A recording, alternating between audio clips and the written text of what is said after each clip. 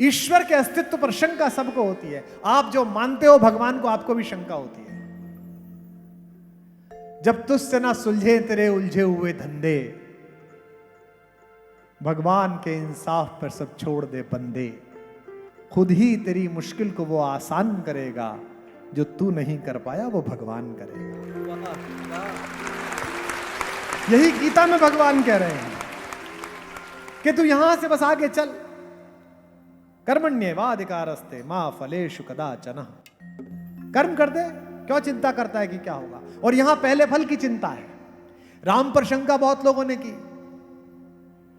एक इंद्र है, इंद्र, उनके लड़के ने भी शंका की, जयंत ने।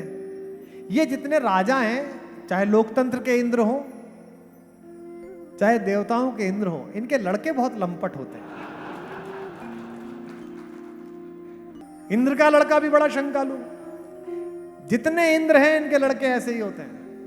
ये देश और ये दुनिया इंद्रों के लड़कों ने नहीं बनाई, मध्यम वर्गीय परिवारों से आए हुए पुरुषोत्तमों ने बनाई। हम सब मध्यम वर्गीय परिवारों से आए हुए लड़के लड़के। एक दिन वो अपने पापा के पास पहुंचा, इंद्र का लड़का जयंत। तो बाहर खड़े एनएसजी कमांडो बोले कि साहब पूजा कर रहे हैं। लड़के ने कहा कि हमारे बाप की सब पूजा करते हैं, हमारा बाप राजा है, ये किसकी पूजा कर रहा है। तो पूजा के समापन के बाद लड़के ने पूछा कि पापा किसकी पूजा कर रहे थे। बोले भगवान की। बोले वो कौन है। ये ताऊजी तीनों है ना, तो मैं जानता हूं, ब्रह्मा विष्णु महेश, चौथा कौन आ गया। बोले वो इनका भी ईश्वर है, राम। कहां है। उसने कहा है। नहीं दिखाओ कौन है, मैंने देखा ही नहीं। तो उसने बादल हटाए, इंद्र ने। इंद्र बादलों का स्वामी है, ने हल्के से बादल हटाए।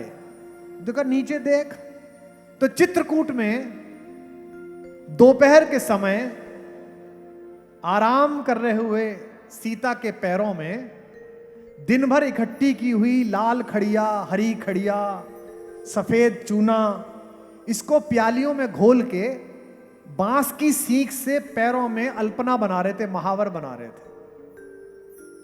अब एक उत्तरीय पहने हुए आदमी, अनिंद्य सुंदरी हमारी माता, उनके पैर पे अल्पना बना रहा है। ये कैसे भगवान हो सकता है। भगवान कैसे पता चलता है। जब तक 15-20 चमचे पहले आए कैसे पता चलता है। नेता इंद्र कैसे पता चलता है। इंद्र तो ऐसे ही पता चलता है। उसने तो अपना बाप ऐसे ही देखा था। उसने कहा ये कौन है। उसने कहा ये भगवान है। इंद्र ने कहा हाँ। अरे पापा आपको गलत फहमी है, आप किसी गलत आदमी की पूजा कर रहे हो। इंद्र ने कहा बेटा नहीं, यही भगवान। अजी क्या बात है, मैं अभी बताता हूं इसको 2 मिनट में। आप गलत आदमी की पूजा, इससे ज्यादा शक्तिशाली तो मैं ही हूं। वो नीचे आया पृथ्वी पर, उसने कौवे का रूप धारण करा, जयंत ने। अब राम अल्पना बना रहे थे सरकंडे से, और हथियार तो अंदर रखे थे कुटिया में। फिर जो टिप्पणी पढ़ रहा हूं गंभीर है, महिलाएं समझ जाएंगे। हथियार किसका प्रतीक है। बल का, शक्ति का, पराक्रम का। जो व्यक्ति प्रेम के कक्ष में शक्ति लेकर जाए उसे प्रेम नहीं मिलता। प्रेम में कभी भी शक्ति मत दिखाना। भगवान कृष्ण जब चक्र उठाते हैं तो सीधी एक उंगली पर यूं ही उठा लेते हैं, जो शक्ति का प्रतीक है। लेकिन जब प्रेम का प्रतीक बांसुरी उठाते हैं तो दोनों हाथों से 10 उंगलियों को लगा देते हैं, तब उठाते हैं।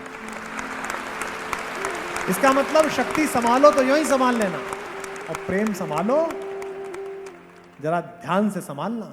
मुश्किल चीज है प्रेम मिला। तो जयंत गया और जयंत ने माता सीता के दूसरे पैर के अंगूठे में चोंच मार दी। तेजी से मारी और तेजी से भागा। खून निकल आया हल्का सा। राम ने देखा कि ये कौन, किसकी इतनी हिम्मत, मेरे बैठे मेरी पत्नी को चोट पहुंचा दे। हम सब तो सामान्य गृहस्थ हैं, चौराहे पे चले जाएं, 56 दुकान चले जाएं, कोई आपकी पत्नी को कोहनी मार के निकल जाए, आप कितने भी शांति प्रिय हो, उसी समय झगड़ा शुरू कर देते हो। वे तो पुरुषोत्तम, मर्यादा पुरुषोत्तम, शूरवीर राम, एक बाण काटी सब माया।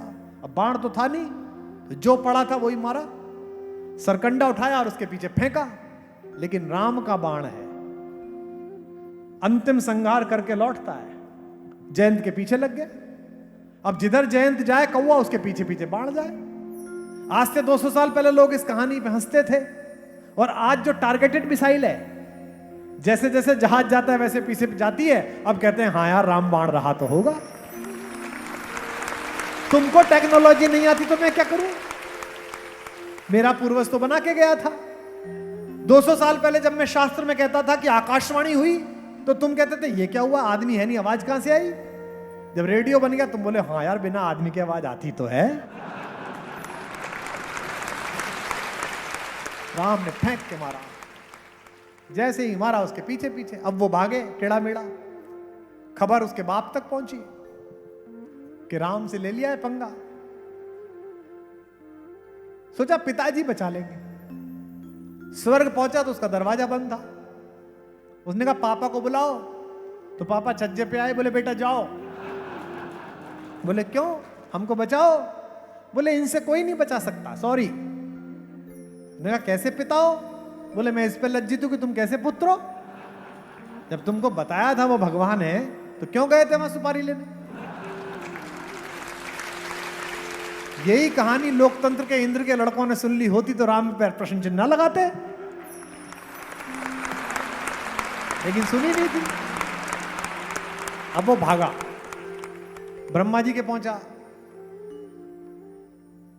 बोला ताऊ जी कहां है?